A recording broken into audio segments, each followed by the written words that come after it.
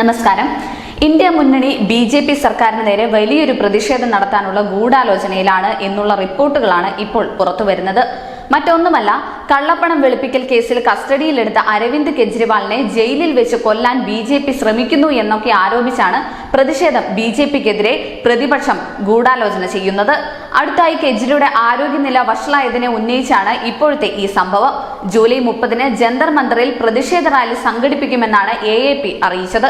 BJP. നേതൃത്വത്തിലുള്ള കേന്ദ്ര സർക്കാരും ലഫ്റ്റനന്റ് ഗവർണർ വി.കെ. സക്സേനയും കെജ്രിവാളിന്റെ ജീവിതം ഉപയോഗിച്ച് കളിക്കുകയാണെന്ന് ഇന്ത്യ ബ്ലോക്കിന്റെ ഘടകകക്ഷിയായ എ.എ.പി. ആരോപിച്ചു.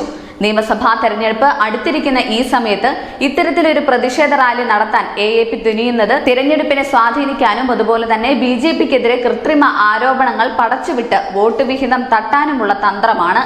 ബി.ജെ.പി. ഇതിനെ ശക്തമായി തന്നെ നേരിടും. News desk, news India Malayalam.